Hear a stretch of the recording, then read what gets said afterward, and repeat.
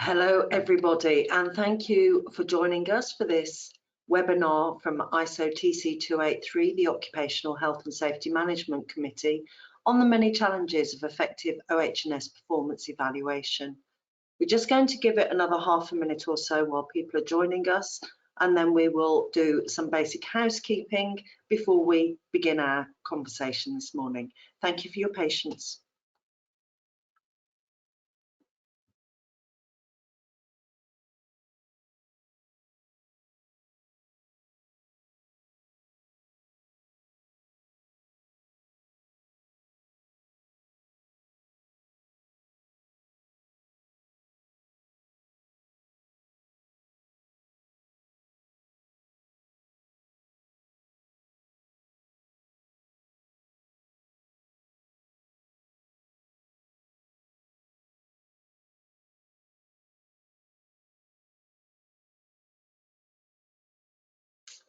Okay, let's make a start.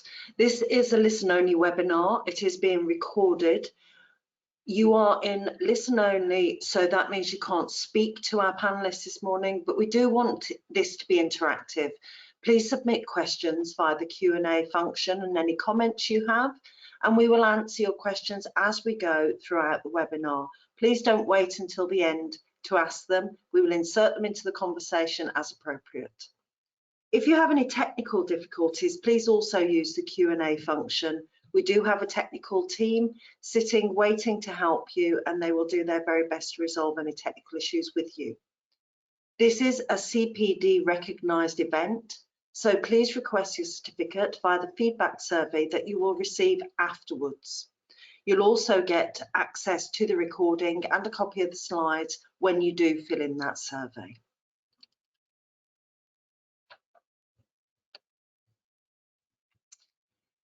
I'd like now to introduce you to our panel.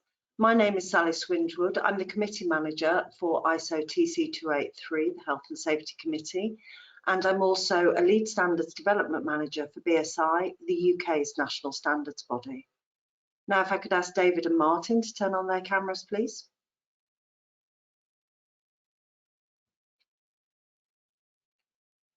Lovely, thank you very much.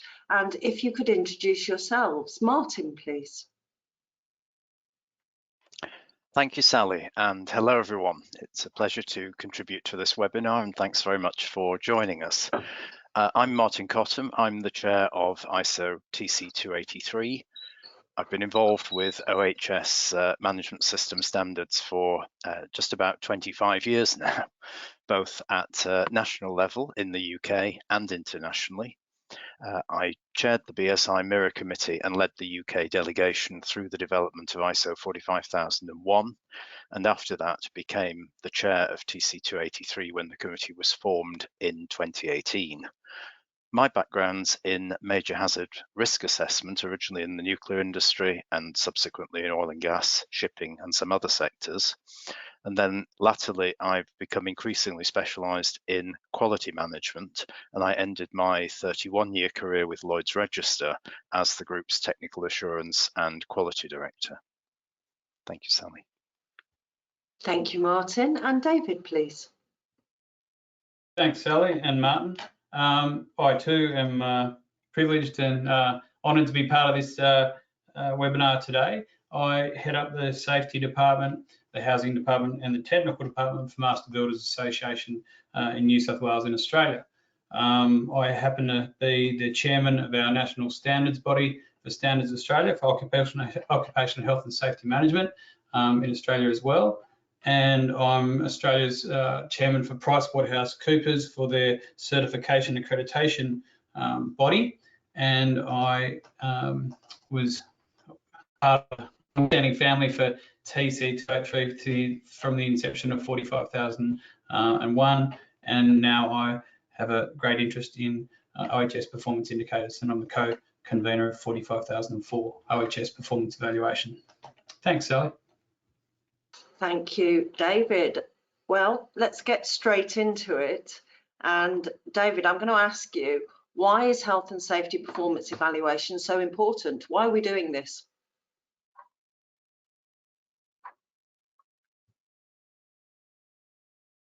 You're muted, David.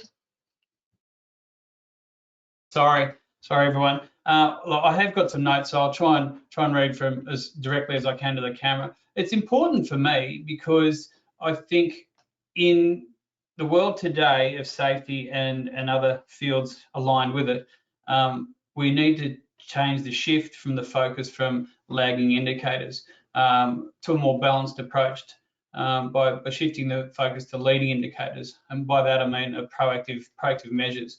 We need to include all the good things organisations do, the things that can improve OH&S performance. I think we need to ask ourselves basic questions. What worked well around here? Did we get it right? Then we can take a deeper look into understanding how we can positively influence OH&S outcomes. At the moment, I think in industry, there's too much focus on lagging indicators, and I think we need to shift the focus on the positive things that the organisations do. David, can you explain what a lagging indicator is for our audience, please? A lagging indicator is a measurement. A lagging indicator is a measurement of of actions or tasks that have been done retrospectively.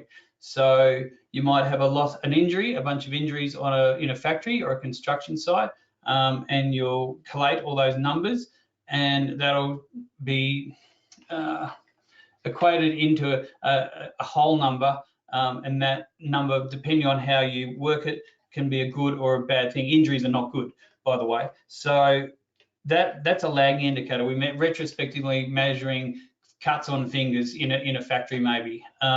So that'll be a number that identifies how many finger cuts we're getting per week or per month. And then if you look at those numbers collectively, that you can identify a trend. And if you equal that balance with positive indicators by looking at things you can do to prevent getting the cuts on fingers, well, then you might have half a chance of improving OH&S performance. Thanks, David. And we're going to look at the benefits and the pros and cons of leading and lagging indicators as we go through our conversation this morning. So we'll hold off on that at the moment. But Martin, is there anything you'd like to add? How's thinking about health and safety performance evaluation changing? Well, thank you, Sally. Yeah, I think I detect a sort of increasing appreciation in many organisations about some of the pitfalls and the challenges of OH&S performance evaluation. I think it's much more discussed. I see it discussed quite widely on LinkedIn. But I think there's an opportunity with our standards perhaps to make some of that knowledge a bit more widely available. But certainly there are pitfalls with performance evaluation. There are risks that organisations have blind spots because they set up an indicator or a performance evaluation system that misses something critical. In particular, that can be the performance of key risk controls. Do we know that those are in place and effective? But I think there's also another trend which is relevant to performance evaluation, and that is that OH&S is increasingly in the spotlight in organisations. That's partly because there's a growing focus on organisational sustainability and resilience, and that the OH&S is a clear key component of that. Also, we see a growing interest in the ESG agenda, environment, social, and governance. And again, OH&S is an important component of that too.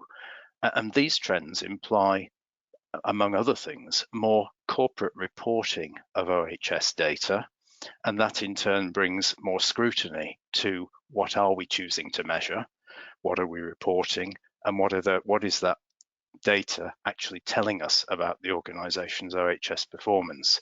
So I think there are trends which mean it's more important for organizations to be confident that they're measuring the right thing and that they understand the limitations of what they're measuring and that they're confident about how they draw conclusions from the measurements which they take. Thank you. And David mentioned before that we are developing a standard on performance evaluation to give guidance to organisations to make sure it is effective. ISO 45004 is the number of the standard. If we can move on, please, with the slides, I'd like David to tell us a little bit more about it. Oh, we seem to have lost them. And the next one, please.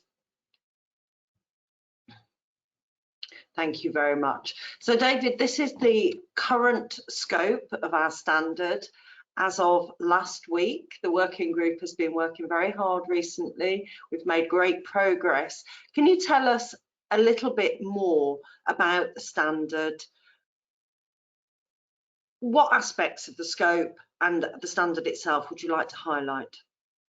Yeah, sure, absolutely, Sally. I mean, I think there's some really important information in the scope, and I've highlighted it on my own notes, and that is selecting. I mean, in the first couple of sentences there, we talk about selecting and the use of performance evaluation. I think if you select the right performance indicator and then try and understand if it supports continual improvement. If you have nothing in place, 45,000 will help you consider what is important first as a first measure. So by that I mean is this standard 45,004 can actually work in a reverse order as much as identifying what indicators you select to measure OH&S performance, then that may provide results that drive you to develop some sort of overall system that you didn't have. So if you don't have a management system at all and you start picking up on what performance indicators you might use to emphasize your safety performance, and you're finding they're providing good results, like you're reducing and getting reduction in injuries because you're planning and you've got better communication with your workforce, well then that might drive your organisations, whether it be small or larger, to actually get an overall system. So 45,001 affords you that opportunity to consider safety more broadly as well.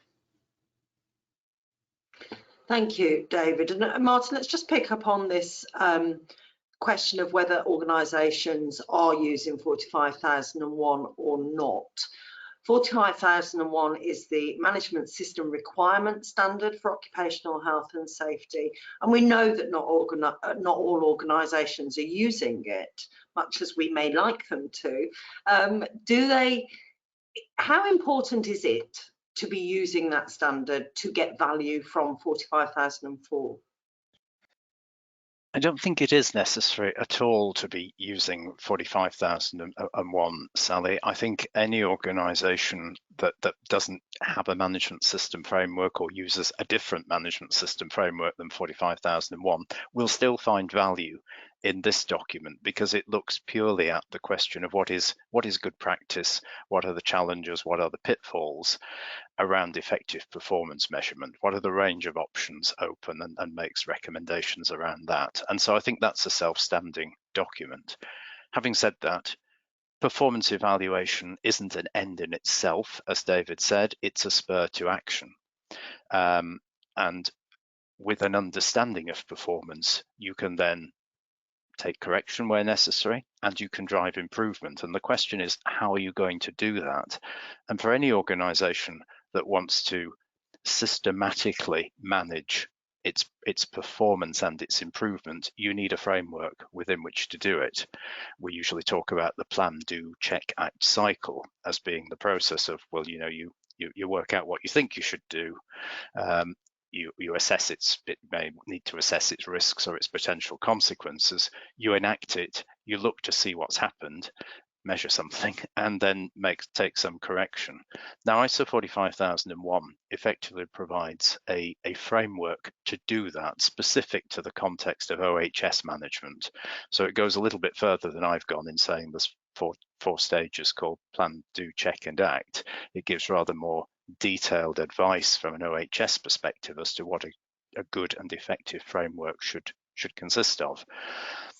But essentially it contains a set of key principles, and those are applicable to organisations of any size, and I think will be of value to organisations which want a structured approach and need a structured approach to taking action based on what performance evaluation is telling them. Well, talking of structure, let's have a look at the structure of the standard. We've had a lot of working group meetings this year. The document has gone through many iterations and it has changed a lot. If we could have a look at the next slide, please, and the current structure of the standard, I think, though we were still working on it last week, so there may be some minor changes.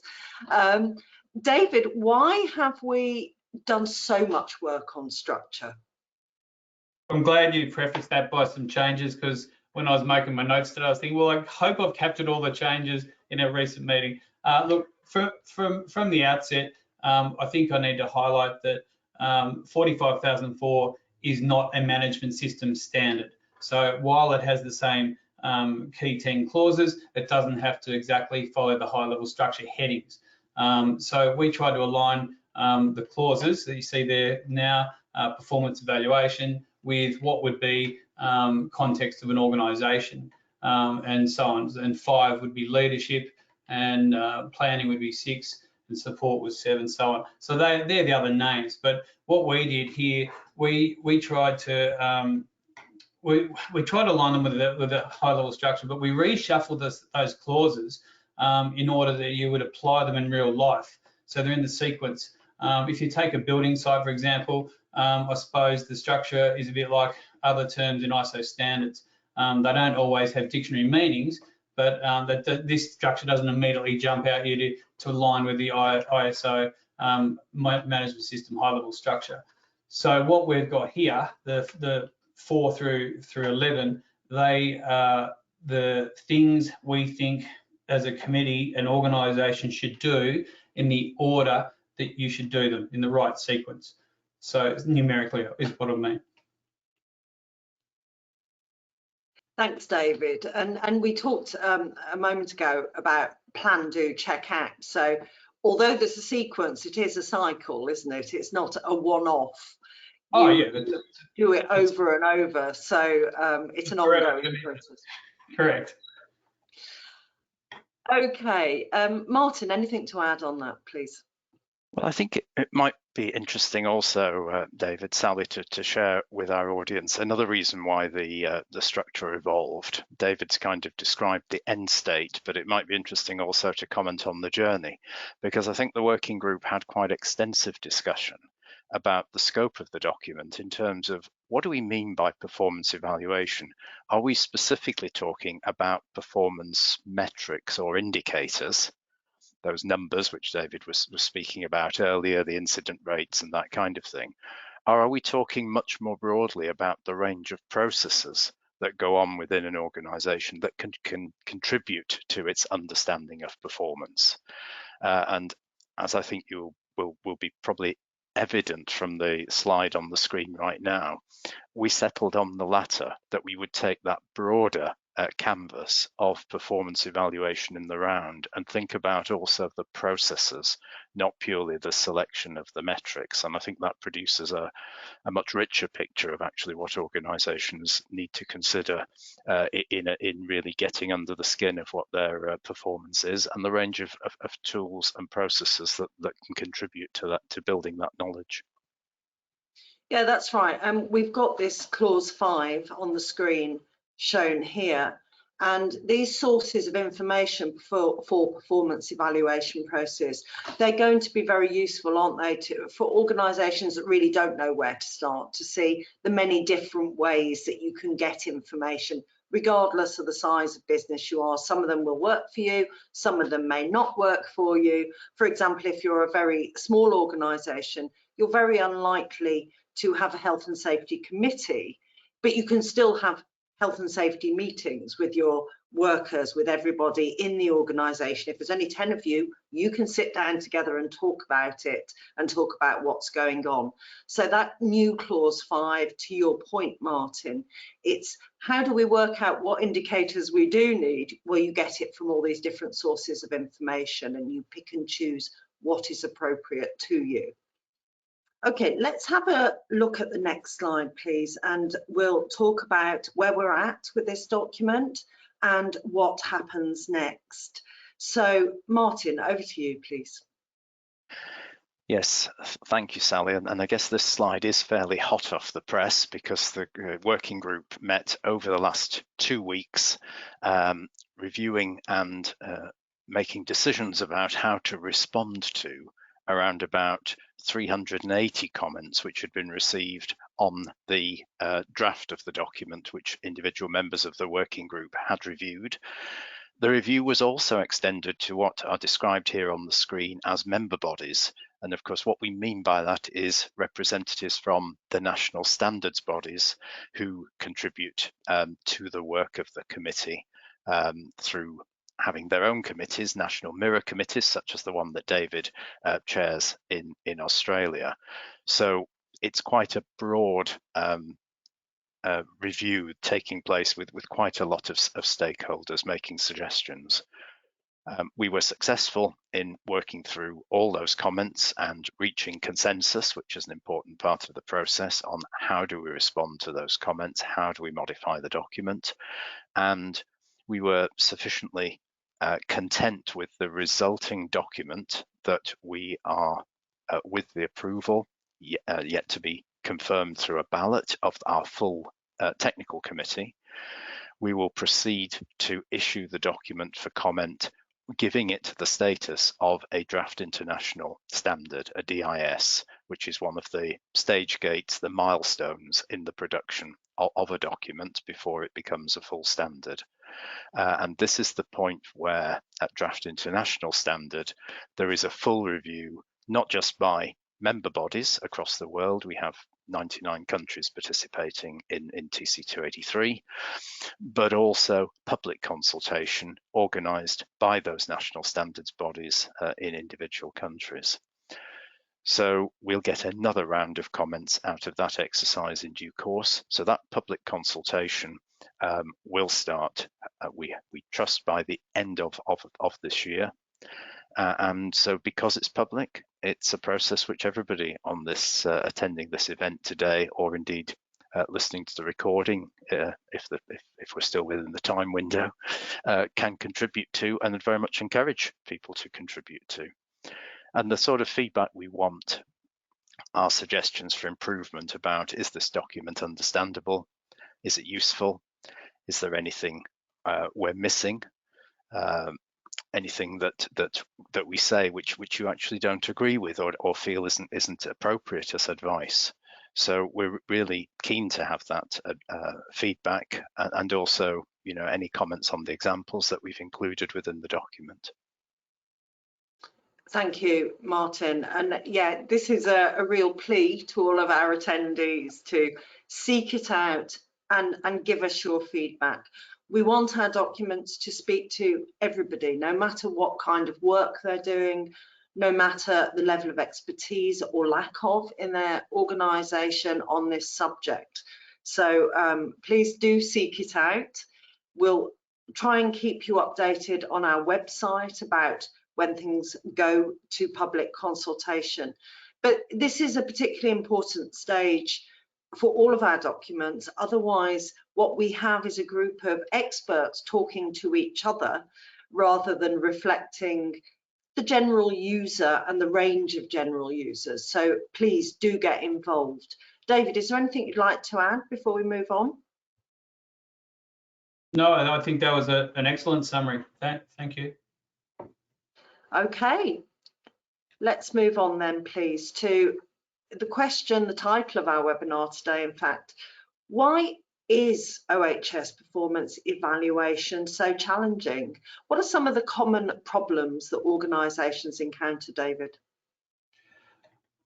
Thanks, Sally. I think one of the biggest problems for OH&S performance is the focus is on lagging indicators. I speak on behalf of our committee nationally.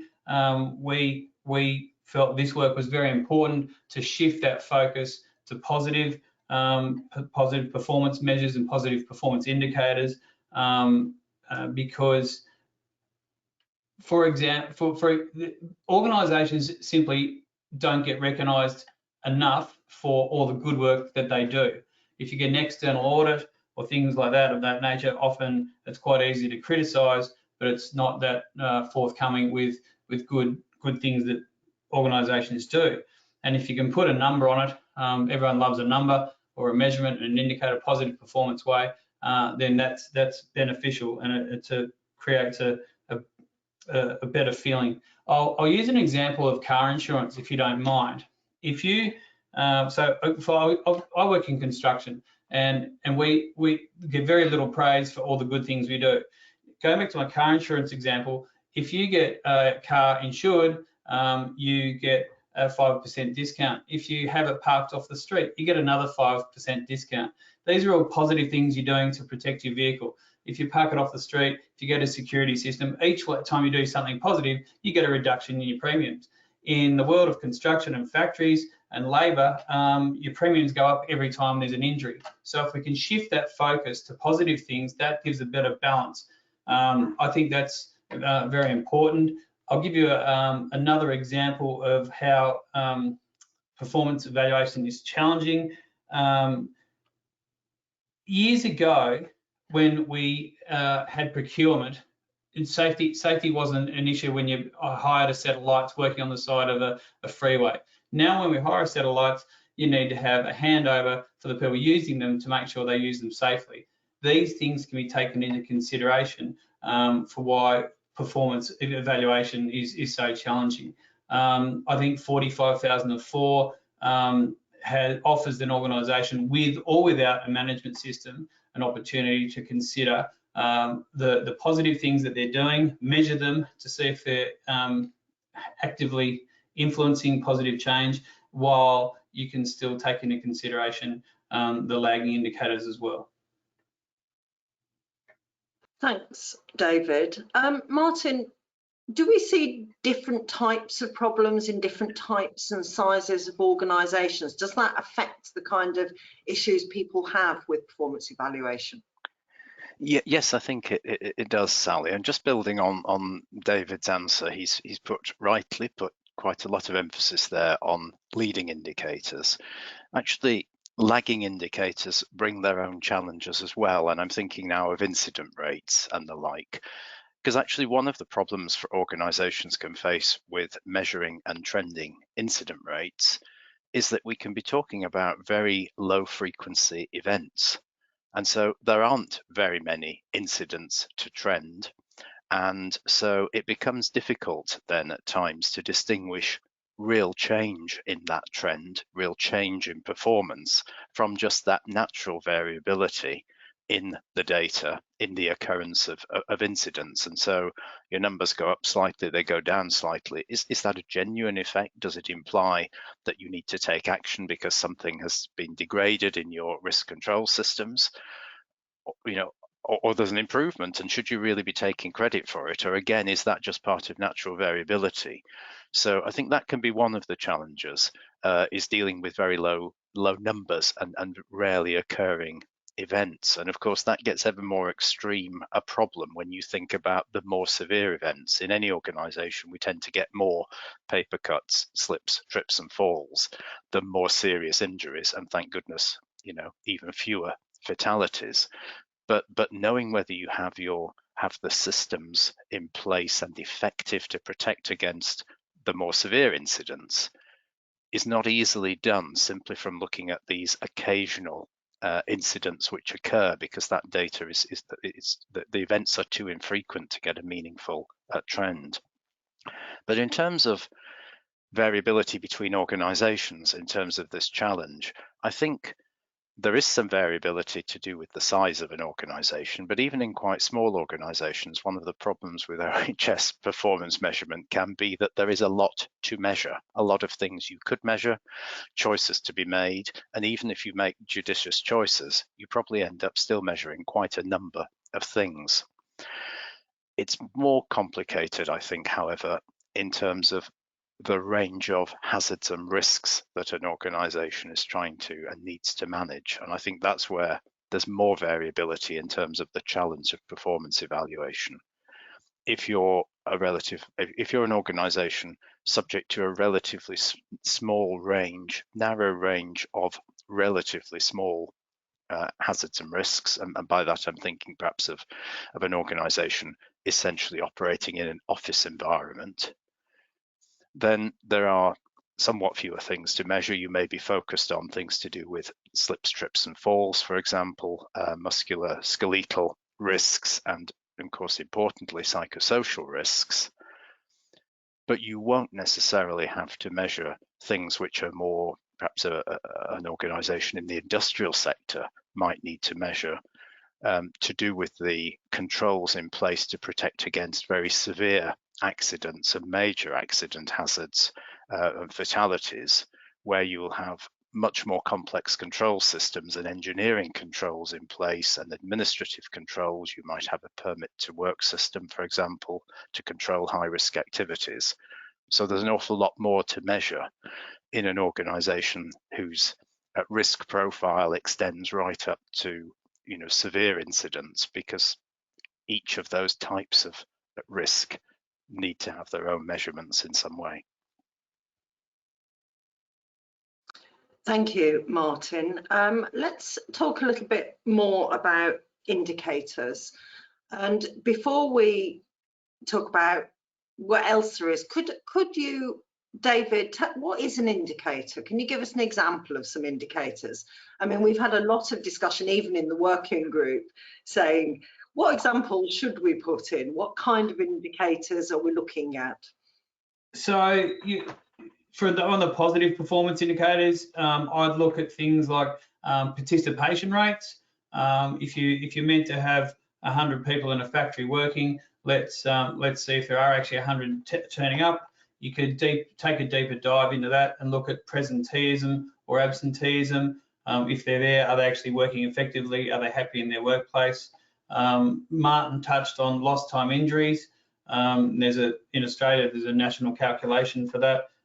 So we can look at underreporting. We can look at the actual number of incidents, whether it be, and break them into categories, whether it be cuts or, as Martin said, slips, trips and falls. So that's that balance I'd like to apply to my industry. So if there's you could do walking around the workshop, let's call it a site inspection. Are you meeting those targets? Are you saying to yourself, well, we're going to do it once a day, once a week, once a month? If your site inspections showing positive outcomes because you're identifying things on those walks where hairnets might be a requirement to keep them out of a drill press. I'm not going to suffer from that, obviously, but those numbers and things identified, they're the numbers you can look at and say, right, well, now we've seen senior management walking around with some of the workforce and identifying issues. And we look at those numbers, and that may reach a peak where it's not needed once a week. We can pare it back to a fortnight or monthly. And that's because you've got that consultation and communication in identifying what we need to be looking at. There's no point in having a positive indicator and walking around the perimeter of the building when we know all the risk and the hazards inside the factory. While I say that, you can't exclude the car park either. You need to look at the whole picture. We've had quite a lot of debate, and there's different interpretations around the world. You've mentioned the word number quite a few times, but indicators aren't always qualitative, are they? It's not just about numbers in the purest sense. We also have something called quantitative indicators. Maybe I could come to you, Martin. I don't know whether you're able to simply explain the difference and give an example. It's certainly caused enough debate amongst so-called experts that I imagine users might get confused too. Yes, I think, yeah, we've had some very circular arguments, I think, among other things, in the working group trying to sort this one out, haven't we, Sally? I mean, I think to a certain extent, I have sympathy with those who argue there's no such thing as a qualitative indicator, because ultimately you turn everything into some form of quantified thing. But having said that, there are things where we overtly make a measurement, whether that's, a pressure gauge reading a piece of data, a number coming out of a system. There are other things where we appear to be doing something more qualitative. I think employee opinion surveys is a good example of that, where we may be asking people to comment on a scale which says strongly agree to strongly disagree. It doesn't feel quantified. The likelihood is actually that before the results of that exercise get transmitted to senior management for review, or indeed to a workers' council for review, somebody will have done something numerical with it to say, well, there's X% of people in this category and so many percent saying something else. And so I think that's often where this sort of question of does a qualitative indicator really exist comes from, because it can look qualitative at the start of the process. The likelihood is that you end up turning it into something that looks a bit more numerical at the point where you're going to sort of extract the information and make decisions based upon it. My personal view is we get a bit too hung up on this and probably shouldn't worry about it. Thank you. Yes, let's not worry about the difference between qualitative and quantitative. Let's just make sure we're finding out how we're doing and do something about it to improve our performance. So we've mentioned indicators, we've mentioned some of those other sources of information which are covered in the document. What else does ISO 45004 cover, David?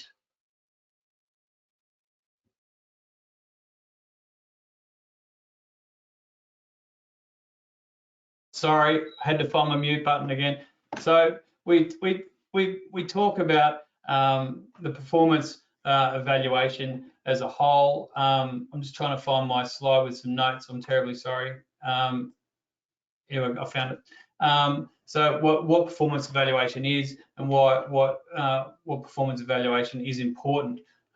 We talk about the performance evaluation process and what performance indicators to use. I think they're very important because then you need to work out the integration of those into your business processes. So there's no, it's this standard is not just on getting a number. We can also talk about picking up, as Martin talked about with the customer survey. We can talk about people's feelings and have we got a positive safety culture in the workplace. That may not be quantified in a number per se. So I think when you look at the standard more broadly, then we look at different ways to monitor, measure, and analyze each of the performance indicators. We also talk about communication and how you actually act on those results once you've measured it all, and how you communicate those results to the workforce or to those that are being the performance evaluation is cast on. Thanks, David. And Martin, I knew you wanted to add something. Yeah, I think it just builds on what David said, Sally, but I think in the standard, as it's currently drafted, we've settled on a phrase referring to processes, indicators and tools. And so I just wanted to say a little bit about that. We tend to default to thinking about indicators when we talk about performance evaluation, but even in the case of indicators, there needs to be a process associated with how we obtain, analyze and use that data. So there's, processes are quite important in this. Important elements of performance evaluation includes processes like inspection, which I think David mentioned earlier, audit, incident investigation, again, is an important process that helps with performance evaluation, and so is management review. We've also talked in the standard about tools, and examples of tools could be surveys, which I alluded to earlier. The use of focus groups can be a tool, and things like post-activity reviews, which are carried out particularly in relation to some hazardous operations in some sectors, or post-job reviews, again, can be a source of information to understand performance and learn how things are going. And then, as we were saying earlier, you've got the indicators themselves, lagging indicators around injury rates and occurrences of illness and so on. And our leading indicators around perhaps things like training, the things we're doing proactively, the monitoring of the completion of and the effectiveness of our corrective actions would be another leading indicator. If our corrective actions are effective, then we are likely to be improving safety. Conversely, if we measure our corrective actions and discover that we kind of go through the motions, but actually it doesn't, that activity doesn't sustain, that improvement isn't there, then we know that we're likely to be repeating those incidents in the future. And so that leading indicator is telling us we're likely to see degraded safety and health performance in the future. So we're trying to cover all that range of processes, indicators, and tools. Thank you, Martin. We've had an interesting question come in, not one that I would have associated with this. It asks, will the new standard contribute to the profit margin of an organisation? And perhaps this comes back to something you were talking about before, Martin, about sustainability and resilience and the rest of it. How would you think performance evaluation contributes to financial success in an organisation? Well, I would like to think that the answer to the question is a positive one, that yes, it will contribute to the organisation's bottom line if it's done effectively, Sally, because understanding performance and of course knowing what your target for performance is enables you to focus your efforts on things that matter, and thereby you create efficiency. And efficiency is a perfectly valid attribute to seek in a health and safety management system, just as it is in any other business process. You want to be using your resources in the best possible way to get the best possible result. So in that respect, a clear understanding of where your performance strengths and weaknesses lie enables you to use your resources efficiently to drive the improvement that you need. You're not wasting resources trying to solve problems you've already solved or where performance is already at an acceptable level. And of course, in doing so and in running an efficient health and safety management system and not wasting the resources that you can afford to devote to health and safety, you're able to put the resources where you get the greatest benefit. And so it is a win-win, because you will be able to target the resources to get better health and safety performance, but equally, from the company's bottom line perspective, you're using resources efficiently. And then if you step beyond the health and safety management system itself, there are those other spin-off benefits, which is that good health and safety performance contributes to smooth business operations. You don't have unexpected absenteeism. You don't have incidents and accidents which waste resources while you recover, or may even ultimately have legal consequences where you're spending money, your insurance premiums rise. So again, good health and safety contributes to a business being overall more efficient, and thereby, of course, more sustainable, and also more resilient. In challenging times, healthy, fit workers are an asset that contribute to an organization's ability to respond to challenge, whereas unfit, demotivated, unhealthy workers will not be able to rise to the challenge in the same way. So there are many reasons for an organization to want to achieve good health and safety performance, but financial outturn and sustainability should be well at the up on that list as well. Thank you. So if I may, in Australia, we're now seeing a trend in banks asking developers who are going to build, whether it be a row of townhouses or a high-rise or a few shops or something, whatever they're developing. Banks are now asking if they've actually got a safety management system in place. Whether it's certified or not is another thing. But I would have thought if you've got a safety management system of some sort of framework, and you've got a focus on OH&S performance, and then you're showing that this OH&S performance is good and you're getting less injuries, less claims. If you're claiming less, your premiums are going to be less. So workers' compensation is not going to be such a big issue. I would have thought that would have to financially benefit a company. Also reputational damage as well. If you've got a true safety record, as opposed to having 700 days of no injuries, which may not reflect an accurate record. If you're showing, as I keep going on about, a balance of a few injuries, but we're getting better, we're showing, building up some credibility and a track record, that's got to be a good thing for your reputation and also for your financial prospects. Yeah, thank you, David. And we've got a comment just come in from one of our attendees. What gets measured gets managed, and what gets managed reduces waste. And if you reduce waste, to Martin's point, yes, it's going to improve your profit margins, to our original questioner. So thank you for that. Let's move on, please, and have a think about a fairly fundamental question. And Martin, I think it was, alluded to it earlier.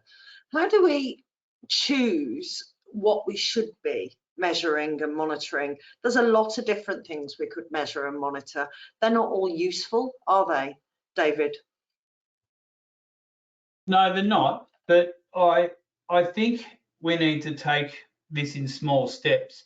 And that is stick to the framework of this document, because that's the right order you should do things. But if you want specifics on what we decide, in taking small steps, I'd always consider planning as a first step. I'd look at the ways you plan and what you're considering. And then the consultation with either the workforce or the people that manage the organisation. These steps. What you're looking at. So how do we decide what we're going to measure and monitor? I look at this. I'll take an example. If you're an owner of a small business and it's only 2 people that own the business and they might build 4 houses a year, well, there's not a lot of point in monitoring and measuring the behaviours of just you 2 people that own the business. While you might run the business and do a lot of consultation with a lot of contractors, you're better off speaking to setting up an indicator to measure and what to measure and monitor all the contractors. There might be 2 people running the business, but you might have 50 contractors who are building those 4 houses. So I'd shift my focus onto those workers if that gives a good example how to start. There's indicators that, well, as I said, if you're looking at your participation between the 2 people that own the business, well, they're going to have a high participation every day because it's their business. Whereas contractors might be swayed to go to another job site. So if you want to look at their participation, that's going to give you a deeper dive real figure and reflect what's actually happening with your business.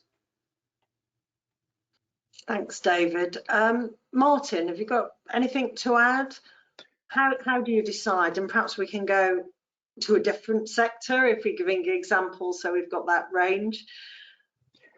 Yeah, well, actually, I was going to step back and perhaps think of it a little bit more generically, Sally, and in terms of the sort of questions which an organisation can ask itself, which will help it on into that thought process around what would it be useful to measure. I mean, I think one of the most obvious questions is what are the outcomes that the organisation is trying to achieve in health and safety terms? What is it that you are, that you want to be able to show to your clients or your customers, or yourself or a regulator? What is it that you want to be able to achieve? And therefore the obvious question is, well, what are you going to measure to know whether you've achieved those specific objectives? But I think there are also some other questions which can help with this. The question around what are the risks inherent to your operation? What are the risks that you need to manage? And that, again, will trigger some thoughts, I think, about measurement. Another question, what are the critical controls that are protecting workers from those risks that you've identified? And how are you going to know whether those critical controls are effective? And then there are some other questions which I think are relevant, like what are your legal obligations? or any other requirements, externally imposed on you or internally imposed upon yourself. If you've undertaken an obligation to do something, or one is imposed upon you, there's an expectation, I guess, that you can demonstrate compliance, and therefore that may well mean measuring something. And also, I touched on external reporting in my earlier remarks. Are there things that you need to be able to report externally, or are there records which you need to have by law regarding aspects of your performance? And so all of those things can help to trigger that recognition of, oh, well, that means we need to measure this.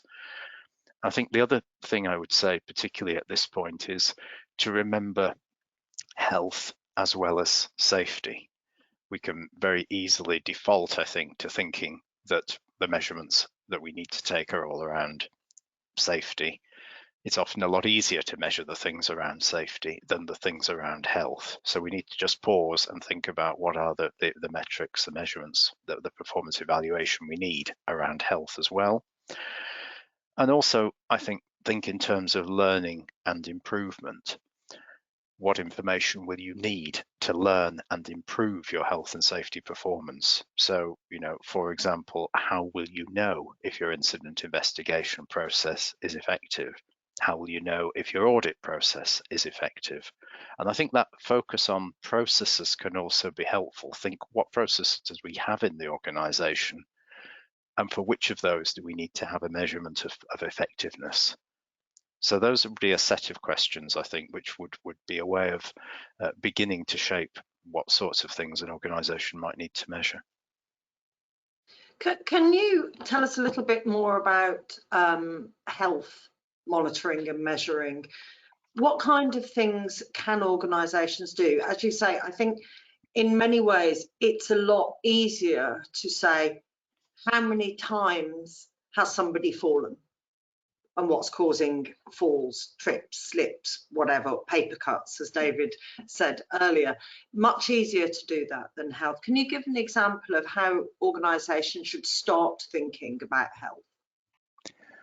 Yes, I mean, I think there are, again, this is very dependent on the type of organisation, and I'm conscious inevitably I'll have certain things in mind in this answer, so I'd certainly ask that David contributes as well to this, and perhaps you too, Sally, from your own knowledge. But I was thinking in terms of health, some of the health effects, adverse health effects on workers can arise due to if you will, environmental conditions in the workplace. So that might be to do with fumes, it might be to do with noise, let's say, or it might be to do with chemicals, that kind of thing.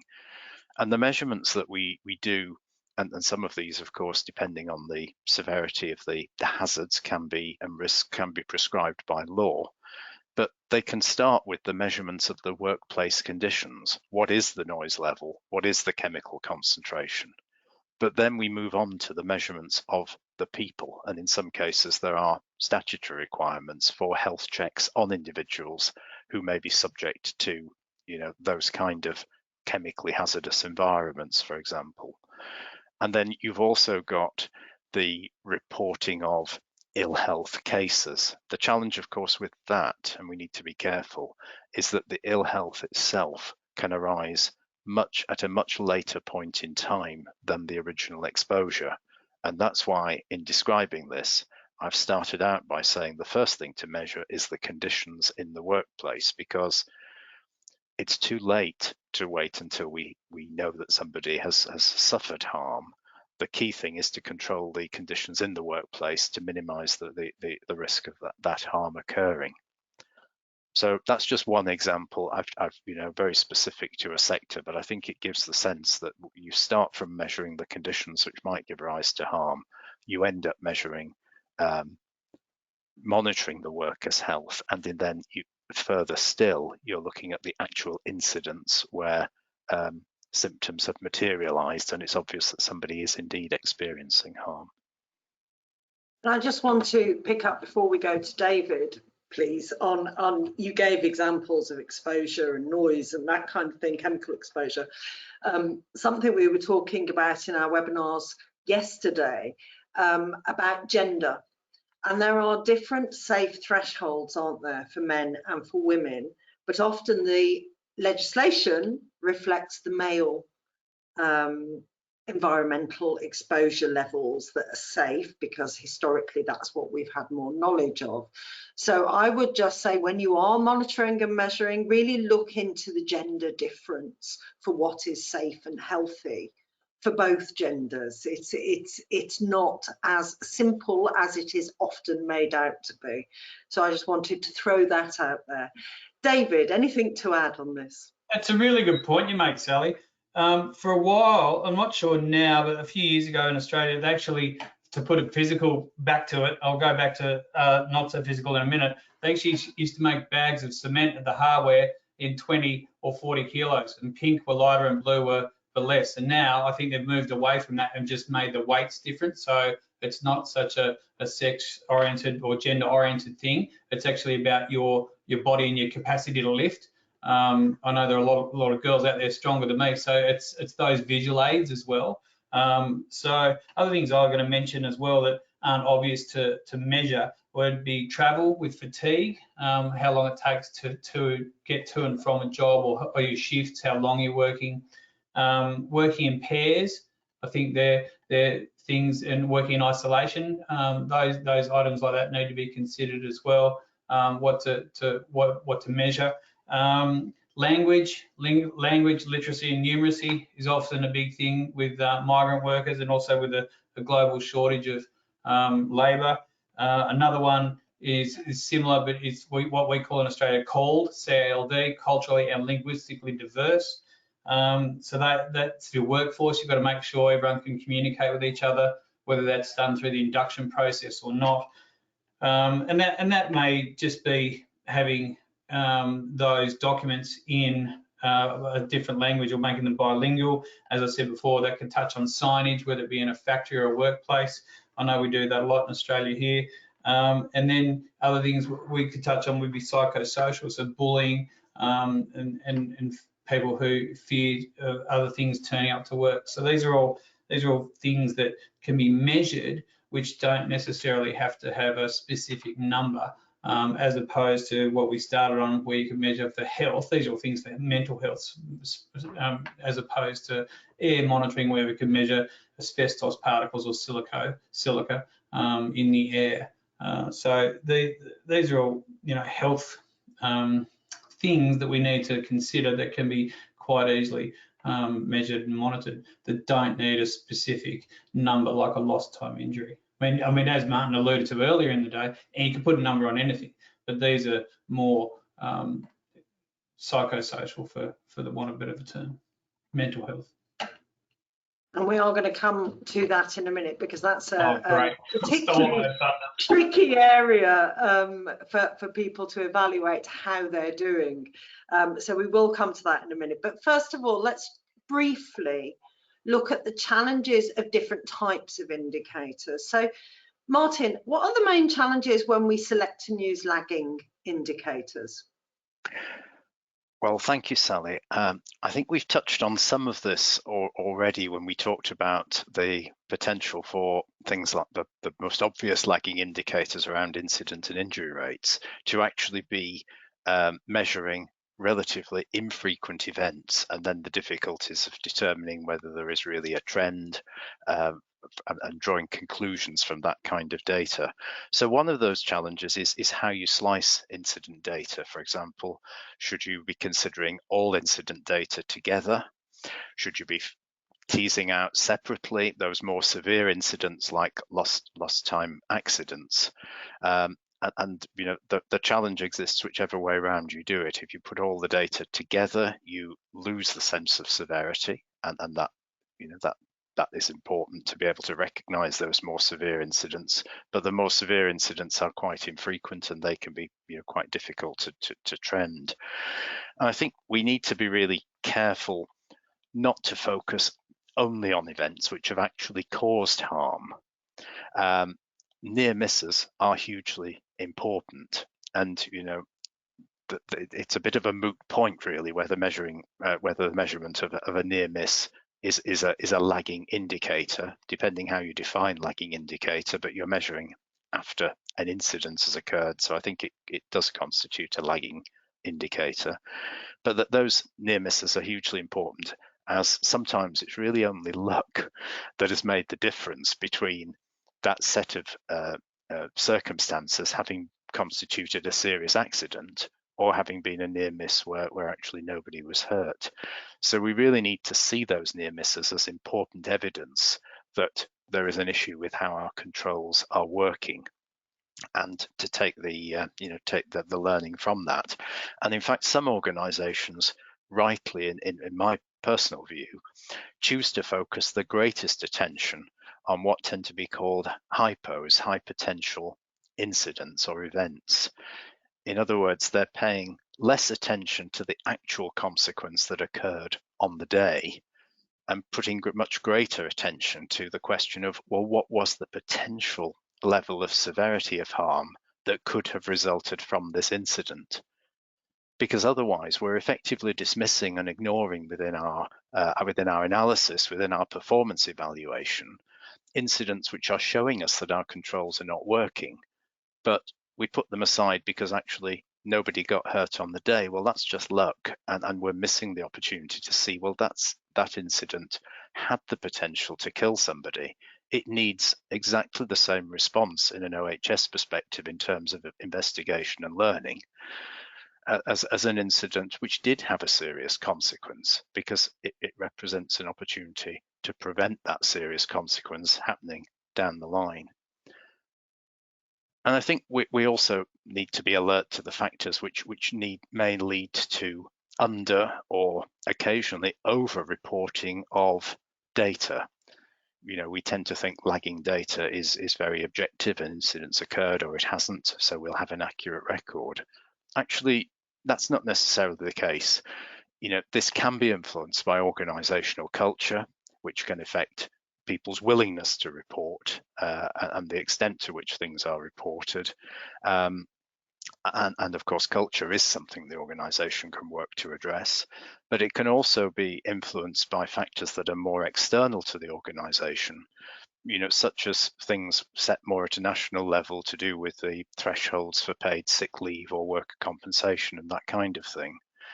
So, we just need to be alert to the fact that there can be factors which make it difficult to compare our incident rates in one jurisdiction with those in another, because different factors may be at play in terms of driving what exactly gets reported. Thank you, Thank Sally. you. Thank you, Martin. David, anything to add to what Martin has said? Couldn't add a lot, I've got to say. It's pretty thorough advice you've given, Martin. I would just remind people that you've got to remember that lagging indicators are a retrospective measurement. They're helpful to identify trends, and hopefully that helps you put a positive spin on things to planning and setting a higher benchmark once you've identified those trends are. I wouldn't try to put too much, while they have their place, I wouldn't try and put too much emphasis on lagging indicators. I'd try and balance them with leading ones. Thank you. Let's flip it. Let's have a look at the main challenges with leading indicators. Maybe you want to start this time, David. Sure, thanks, Sally. Look, I think I'm going to speak broadly, because I think you need to make your positive indicators relevant to your organisation. There's no point in setting goals that are unachievable. If you don't have the resources to run around or however you get around to measure these, measure what positive things you're doing, you need to focus on what's really important. And I'll take it back to a small organisation. If there's only 2 of you running the business, I think it might be very basic, or hopefully it's not too basic for our participants, but you need to know that people are turning up and they're happy in their workplace. So I'd start looking at measurements like that, as opposed to setting the bar too high and chasing information that is just beyond your reach. If you've got a bigger organisation and you've got resources and you've got people that can go and allocate to do those things, sure. But I think we need to make them relevant to the size and the nature of your organisation and a positive nature. Thanks, David. Martin, please. Well, I'm going to start by focusing on the word itself, leading indicator, because I think that's where perhaps one of the biggest challenges lies, and where we need just a word of caution in the efforts to encourage organisations to rebalance and appropriately balance leading and lagging indicators. We've had over-reliance on lagging indicators in health and safety for too many years, and I think we all recognise now there needs to be a balance. But that doesn't mean we just have to grab anything that catches our eye and call it a leading indicator. Because remember, the clue is in the name. We really need to question whether the things we measure or say are our leading indicators genuinely are leading indicators. In other words, are they things that will serve to help us predict or anticipate or assure future OH&S performance? Or are we just measuring actions taken to give ourselves evidence of progress in efforts which we've decided to make, but which we may not know are going to drive OH&S performance? You know, there's a place for measuring the discharging of actions you've agreed to take, progress monitoring, but we shouldn't necessarily automatically think that all progress monitoring gives rise to leading indicators. And I say that just, you know, because we're in danger at times, I think, of just measuring action taken, which doesn't tell us anything about the effectiveness of the action that we've taken. And therefore, it's not telling us anything about the potential impact on safety. And you know, I think just picking some examples, we see so many leading indicators which are just counting things. Number of corrective actions closed, number of audits completed, number of root causes identified in incident investigations, number of management tours and walkarounds of the workplace. We see these kind of indicators quite frequently cited as leading, and I think we have to question whether they necessarily are leading indicators. Management tours being a good example. What is the evidence that having those tours takes place produces a better health and safety performance? We all know that they can be carried out well and they can have that effect. We also know, if we're being very honest about it, they can be carried out by rote and by people whose heart isn't in it, who just want to get to get a tick in the box to say they've done the required number that was set for them by the CEO. And you know, the recipients of those tours are not exactly, you know, can see through that completely and may well find that it's not enhancing their commitment to safety to have a manager come and do a tour. It may almost have the opposite effect. So I think we need to be challenging of ourselves around leading indicators. You know, if you have a training course where you have run a pilot exercise and monitored the impact that had on employee safety performance and seen an improvement, then clearly tracking the rollout of that safety program across the rest of your employees is a leading indicator, because you have evidence that completing that action can be expected to produce a safety benefit. But rolling out a course where you have no idea whether it's going to produce improvement because you haven't done a pilot and you haven't got the evidence, you have to question if that's an effective leading indicator. And I think very often we're missing the important area where leading indicators can really add value, and especially in more high hazard situations. And that's to focus our leading indicators on the effectiveness of the critical controls in the workplace. Because if you know those controls are working, you know you're going to protect people and you know what that impact that will have on your incident rate. And the converse applies. So I talked about permit to work systems for things like working at height, confined space entry in more hazardous workplaces. A leading indicator around the effectiveness of those systems, those permit to work systems or lockout, tagout systems, whatever it may be, is genuinely telling you what you can expect in terms of future safety performance. Because if you find people are erratically, spasmodically applying permit to work, not taking it seriously, bypassing the system, you know full well that you've set yourself up for incidents down the line. And that's a genuine leading indicator. Thank you, Martin. We are beginning to run out of time, so I'm going to move us on, even though there's so much to say on all of it. We have a clause in 45,004 about integration of performance evaluation with other business processes. Why does that matter so much? Why is it important, David? Thanks, Sally. I will start by saying, mindful of time as well, they need to be aligned. So when I say they need to be aligned with the business processes, performance evaluation needs to be integrated, not layered. So take an integrated management system, for example. If you've got an integrated management system which covers the 3 disciplines of safety, quality, and environment, 45, 9000, and 14001, you shouldn't see that if you're going through a desktop audit in 3 separate folders. That's not integrated, that's layered. I think we need to have them integrated into one folder. An example of one of those tasks within a management system to integrate those is a site safety inspection. Look, whether you get good or bad results from it, it needs to pick up safety, quality, and environment. You can integrate those 3 into one.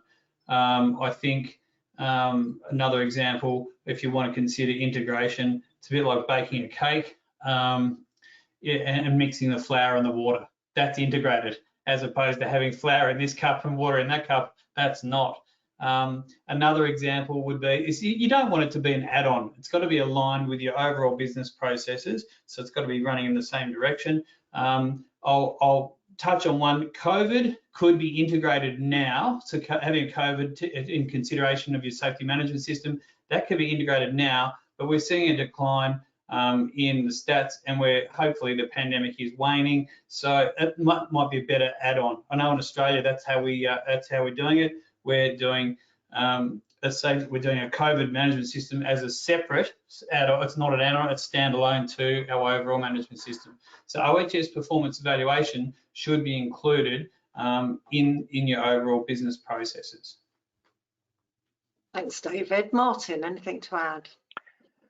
I think I'd kind of build on what David said and say I think there are 3 reasons why, to the question, why it's important to integrate. The first is signalling that OH&S is an important integral part of business performance and should be everybody's concern. So including OH&S performance, for example, in the annual report, including OH&S performance discussion in monthly team talks. So that's signalling the importance. The second thing I think is getting the efficiencies which integration offers, and I think David was alluding to that. So, the efficiency of delivering integrated QHSE audits, the efficiency of having common incident investigation methods and processes, the efficiency of having employee surveys that cover OH&S alongside other topics, the efficiency of OH&S evaluation being integrated into organizational-wide procurement processes. And then the third reason I think I would call joining the dots, which is seeing OH&S performance alongside other aspects of organizational performance and making connections and drawing conclusions from that viewpoint. So, audit findings from quality, from the operation of the quality system, the environmental system, the OH&S management system, it can help us to identify systemic organizational weaknesses when you see the same kinds of finding arising in relation to all those 3 systems, and equally organizational strengths, which can then be cross-fertilized from one discipline to another. So there's those opportunities for learning as well if you integrate the performance evaluation. And also things like being able to look at the trends in equipment failure and damage reports alongside OH&S incident reports, and being able to make the connections that, well, if we're seeing equipment failures on the rise and we know that maintenance and repair of equipment is relatively hazardous, then we can anticipate and see that we're likely to then experience more OH&S problems due to the issues with the equipment itself. So I think that's what all those reasons mean that integration gives us a richer picture and a more powerful message. Thank you. And I did say we're going to come back to performance evaluation for psychological health, safety, well-being, and how we manage psychosocial risks. Now, we've had a lot of focus on this in the last few years, not least because of the pandemic, which has really brought the conversation to the forefront, which is an excellent thing.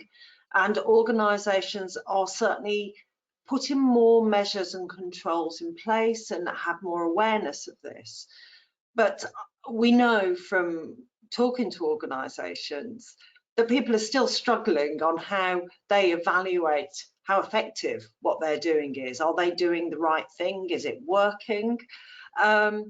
So whilst we can see physical injuries, for example, and we know that if we put a rail up there, people are less likely to fall off that ledge, much harder with psychological health.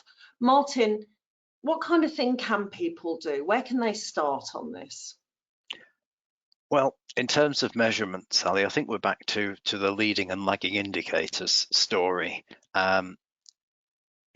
Yes, it does feel perhaps initially a bit more difficult to think, how do we measure this? But actually there are so many similarities with the rest of health and safety that I always, end up feeling that people who are familiar with managing other aspects of health and safety will see a lot of similarity here. So, for lagging indicators, we will naturally have our sickness absence reports, where we probably already have therefore the evidence of the levels of harm specific to psychosocial risks, and we can extract that data.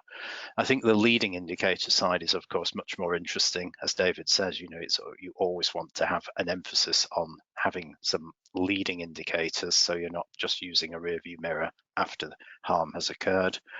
I think employee opinion surveys, whether that's questions integrated into a wider survey or a survey specific to workers' mental health and well-being, can be a very powerful tool to get information on this, not least because, of course, those can be anonymized surveys, and sometimes there's still a degree of reluctance or unease about reporting on psychological health matters.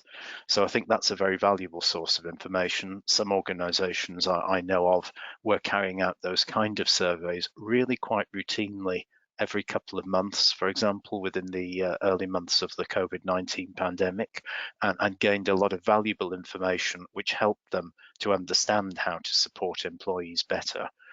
And it's a tool that can be used under any set of circumstances, not just in those more extreme circumstances of the pandemic. Some organizations, of course, also these days are providing support to their employees around psychological health. Some use online support tools which employees can access to get advice and guidance. Some organizations have mental health first aiders in place. Again, suitably anonymized data from those sources as to what is the level of usage, what are the sorts of issues that are on which advice is being sought, can be very informative for organizations. And then perhaps for those who don't have those more formal mechanisms in place, feedback from team discussions can be hugely valuable. A team leader or manager having an open discussion with colleagues on the topic of psychological health and the stresses within the workplace will learn a lot, and that's very valuable information too. Thank you. Thank you, Martin. I'm going to come to you, David, in a moment, but something you just said, I was just thinking about the webinar we did yesterday on psychological health, safety and well-being. And one of our experts was saying one of the greatest tools for checking the overall level of performance in this area is, we're back to the walk around, the site inspection. How do your workers look? How do they sound? do they look happy? Are they talking to each other? Are they interacting? Is there bickering going on? Are people snapping at each other and being unpleasant to each other? These are really good indicators of how well you're doing in managing psychological health and safety. You may not be able to put a number on it, back to quantitative and qualitative, but they are really powerful, because this is a good reflection of your culture. And you will also, if 20 people in a room seem happy and are getting on with things, and one person looks isolated and is not engaging, you have an issue there. And it might be to do with that individual and that personal circumstances of that individual. It could be that the other 20 people are ostracizing that. So it should trigger some kind of investigation just to find out what's going on. So don't be put off from doing those, what might be more nebulous, the softer kind of exercises for monitoring. It's not all about surveys, it's not all about employer assistance programs, etc. Just using your eyes and ears is a very good indicator in this place. Yeah, great point, Sally. David, do you think measuring, monitoring, evaluating psychological health is a priority for all organisations, or should some organisations be focusing on other things first, or where does it fit in the spectrum of health and safety management? Well, I think it's important for both larger and smaller. I think, look, you have to take into consideration. I think I'll go back to the pandemic. If you're a larger organisation and now there is that opportunity to come back to, say, the office, because that's what the way the work lends itself to, you could consider a ratio. There's no point in saying everyone's here Monday, Wednesday and Friday, and then other people not turning up, because you're not going to know. So you need to talk to each other. You need to have a conversation about that. And if people are turning up, you can talk and get a feeling for that. But if it's a smaller business, if there are only 3 of you and you're mowing lawns, for example, well, you can't do that from home. I mean, your own lawns might look wonderful, but you're out there to mow other people's lawns. So if the 3 of you are there and one person is not chipper or they're feeling down, just ask and ask that question and have a conversation. I can't really add more apart from what you guys have already discussed. But I think if you're a smaller organisation, yes, psychosocial risks are as important as the others. Don't sweep them to one side, but you can tell by people's demeanour generally if they're quiet or if they're not their normal happy self, or they're not turning up. Look, I also should give it a plug, and I hope I'm right. 45,003, the psychological risk standard was free to view online. I'm hoping that's still the case. So we do have a tool there to use. It doesn't cost you anything to read it. So that's why I hope still. So thank you for nodding, Sally. Look, there is 45,003 psychosocial risks in the workplace. That's on the ISO and the BSI websites that you can look at as well to help you. I hope that added a little bit. Thanks, David. And I would just like to bring in the point which we do always state when we talk about 45,003. Managing psychosocial risk, looking after people's psychological health and safety isn't an add-on. It's not a nice to have. If your workers are not well, are not protected in terms of mental health, you are going to have more accidents and incidents. It's going to affect their physical health. And also you're going to have more people off work and off work for longer.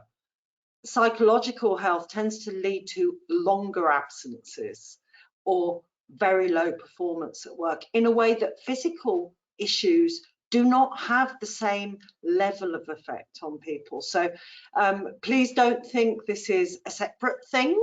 It's absolutely fundamental for everything else you're doing. And just to confirm, ISO 45003 is still free to read on the ISO website on the COVID list of standards that are available to you. So please do go and have a look. We've got some questions. We've got 5 minutes left, some questions from the audience, and I'd just like to run through them quite quickly. I'm going to go to Martin first. How Are 45,001 and 45,004 related? What's the difference? What's the similarity? In a nutshell. Okay, I'll try and do this briefly, Sally. So 45,001 is a requirement specification against which an organisation can choose to demonstrate conformity. So it's a bit like ISO 9001 for quality and 14,001 for environment. It's a set of requirements for an overall OH&S management system with shall statements. The organisation shall do this or shall have a process for this or for that. 45,004, like 45,003 that we were mentioning a moment ago for psychological health, these are guidance standards with recommendations. So there are no shall statements at all. It's should statements, suggestions of things that an organisation can do. And yet they relate to things which are touched on as requirements in 45,001, but not elaborated. And so standards like 45,003 and 4 and 2 in due course provide the guidance to help organisations to understand and show them how they can address the issue and perhaps meet the requirement of the standard, but they're also documents which, as we said right at the outset, can be used independently in their own right. Thank you, Martin. David, a couple of questions on the contents of 45,004. Will there be examples of balanced dashboards in the new standard, or suggestions of effective methodologies and ways to promote and proliferate the awareness of importance of health and safety? The first part of the question with dashboards, no, there aren't going to be examples of dashboards, although we give suggestions of things to measure and how to measure them. There's no sort of a screenshot of a dashboard with dials going around showing that you're getting better as your number gets higher or your number gets lower. I think that's pretty straightforward, that part of the question. And the second part was, remind me again, Sally? About methodologies. Are there suggestions of effective methodologies and ways to promote awareness of the importance? There are methodologies, but we don't advocate how to promote them throughout your organisation. In short, being mindful of time. Thank you. Anything to add? Sorry. So we do give examples. We do give examples, but we don't tell you how to go and promote that. Also. Martin, anything to add? No, I think David's answered the question, so no. Okay, thank you very much. So I'm going to wrap this up. We are out of time. Please do go to our website. There's resources on there for you. There's also links so you can get in touch with us. Please give us your views. Tell us what you're concerned about, what we're doing well, what we're not doing well is really, really useful. If you've got any questions on occupational health and safety management, Martin, David, and many hundreds of other experts are here to help you. We are here to help you. That is our purpose. So please get involved with your National Standards Body Mirror Committee that feeds into the International Committee. Comment on 45,004, read it, let us know if it's working for you or if we've missed something, if there's something you'd really like to see, something you don't understand. Is it accessible to you, or is it talking about all the wrong things for your organisation? Let us know. We can only improve our documents if we get that feedback, so please do give it to us. Any questions, any comments, you can also email me directly and I will direct your questions and comments to the right people, and we will find you an answer. Thank you so much to Martin and David for the discussion this morning. I found it really interesting. I hope you have too. We have 2 more sessions, live sessions today.